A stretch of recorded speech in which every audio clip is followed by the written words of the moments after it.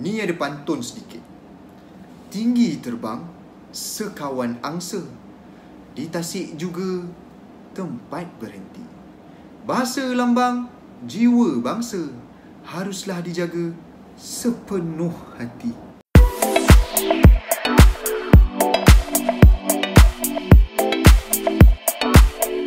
Hai, Assalamualaikum. Saya Umar Hisham, berasal dari Johor, merupakan seorang pengacara, pelakon dan naib juara Hero Remaja 2020.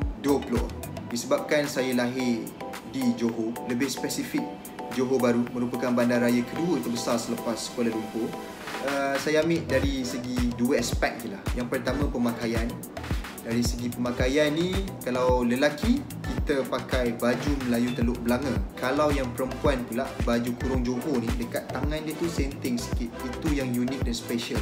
Kalau dari segi aspek yang kedua, tempat percutian, disebabkan Johor ni dikelilingi dengan kawasan perairan, maka kita ada banyak pulau-pulau yang indah. Antaranya kita ada Pulau Au, Pulau Harimau, Pulau Sibu dan Pulau Raung. Sebenarnya banyak lagi, tapi ini adalah antara yang menarik. Jadi dari segi dua aspek pemakaian dan tempat percutian ni, ini yang menyebabkan Johor ni unik. Kalau dekat Johor, kita start dulu dekat ni lah, dekat Pantai Dalam. Kat Pantai Dalam kita ada Warung Pak Ali. Warung Pak Ali ni menyediakan roti canai yang dia murah dan sedap. Saya suka. Superb. Kalau kat Johor ada dua tempat. Yang pertama dekat Angsana, Mi Rebus Haji Wahid. Siapa orang Johor dia mesti tahu punya tempat ni. Haji Wahid ni memang sedap. Yang kedua dekat Taman Nong Chik, dia menyediakan makanan juadah tengah hari. Saya memang suka, ada banyak jenis-jenis lauk. Antaranya lah yang paling sedap, siput sedut lemak cili api. Alright, setakat ni saya tak ada fikir lagi. Tapi saya tahu saya suka pulau. Kalau tak dapat pulau, mungkin sungai. Mana-mana sungai pun alright. Hanya ada satu jawapan. Sebab itulah identiti kita.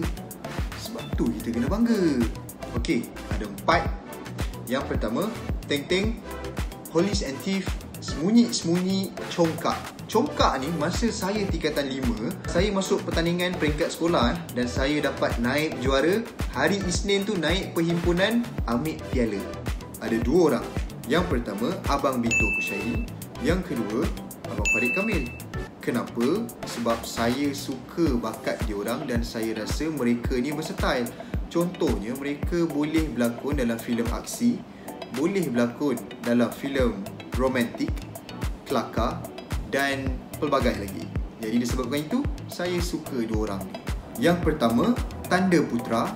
Yang kedua, Hikayat Merong Mahawangsa. Kenapa? Sebab yang pertama, ia menceritakan tentang sejarah. Yang kedua, banyak pengajaran kita boleh ambil. Yang ketiga, kualiti yang ada pada filem ni saya rasa kita boleh angkat di peringkat antarabangsa. Membincangkan satu topik mengenai anak muda dan hala tuju industri seni tanah air kita, saya teringin sangat nak temu ramah 2 individu yang saya anggap hebat. Yang pertama, sahabat saya sendiri, Nadir Nasar. Yang kedua, Datin Paduka Syuhaimi Baba. Kenapa? Yang pertama, saya telah melihat hasil kerja mereka. Hasil kerja mereka bagus dan kualiti. Yang kedua, saya percaya kepada kolaborasi pendapat antara orang baru dan orang lama merupakan satu benda yang efektif, yang akhirnya kita akan dapat merungkai banyak persoalan dan kita akan mendapat lebih banyak idea dan jawapan-jawapan yang kita perlukan. Saya rasa remaja pada zaman sekarang ni amat dekat dengan media sosial. Ada sudut yang negatif dan positif, tapi saya lebih melihat kepada aspek positif, iaitu mereka menggunakan media sosial ni sebagai medium untuk mereka mengembangkan bakat. Ada yang menggunakan media sosial ni mereka belajar dan memperoleh atau menggilak bakat mereka itu. Ada juga yang mengetengahkan hujah-hujah ataupun idea pandangan mereka dengan medium media sosial ni lah. Jadi itulah yang menjadi trending.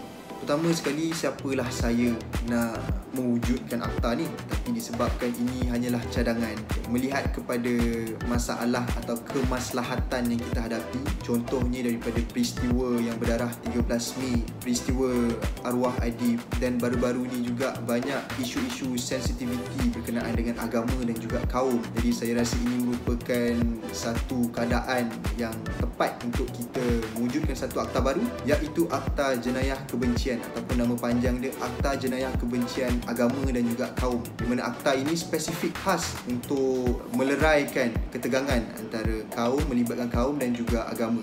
Macam contoh sekarang ni kita ada kanun keseksaan ataupun penal code, kita juga ada akta hasutan. Tapi macam akta hasutan ni ianya berbentuk lebih general ataupun lebih luas. Kalau kita against ataupun melawan pemerintah ataupun pembesar-pembesar, kalau kita buat perhimpunan haram, kalau kita buat rusuhan ke apa, mungkin boleh dikenakan di bawah akta hasutan. Dan kalau kita membuat provokasi antara kaum sehingga mewujudkan contoh kita pukul ataupun bunuh, kita boleh disabitkan di bawah kanun keseksaan. Tapi dengan wujudnya Akta Jenayah Kebencian Agama dan Kaum ni, ianya lebih spesifik. Tidak perlu untuk sehingga kita melibatkan kecederaan fizikal atau mewujudkan satu rusuhan yang amat besar. Cukup sekadar dengan provokasi sahaja, kita dah boleh disabitkan di bawah Akta Jenayah Kebencian dan Kaum ni. Andai kata kalaulah perkara ni berlaku, mungkin ketiga-tiga akta ni boleh dijatuhkan di bawah pesalah tu. Kanun keseksaan kena, akta hasutan kena, Akta Jenayah Kebencian dan Agama pun kena juga. Hukumannya akan lebih berat dan boleh mengajar banyak pihak di luar sana. Saya rasa disebabkan sekarang ni kita semakin ke arah era moden. Jadi banyak remaja sekolah sekarang ni mungkin mengikut budaya barat. Nak kata 100% salah pun mungkin tak salah. Tapi dia jadi 100% salah kalau kita langsung tak kenal budaya, tradisi tanah air kita ni. Maksudnya, sebab kita tak boleh nak halang. Sekarang ni zaman teknologi, remaja-remaja mereka lebih advance, lebih maju. Tapi kita kena seimbang. Walaupun kita terdedah dengan perkembangan budaya barat, tapi menjadi tanggungjawab kita juga untuk mengenali identiti negara kita dengan mengenali budaya negara kita. Alright, jadi kena seimbang. Okey, ada dua lagu patriotisme yang saya suka sejak kecil lagi. Yang pertama, Inilah Barisan Kita, dan yang kedua, Bahtera Merdeka daripada Aisyah.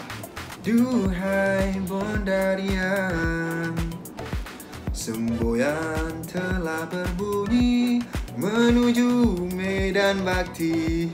Saranan saya kepada remaja di luar sana, yang pertama, tolong jangan jadi anti-vaksin ataupun penghasut. Yang kedua, tolonglah kalau balik daripada rumah tu, terus cuci tangan pakai sabun, cuci kaki. Kalau boleh pakaian kita ni janganlah kita nak recycle. Okey, tukar je yang baru, mandi terus. Ikut saranan pihak kerajaan sentiasa. Saya hargai, saya berbangga, saya ambil kisah, saya yakin dan saya boleh. Saya #Remaja Malaysia.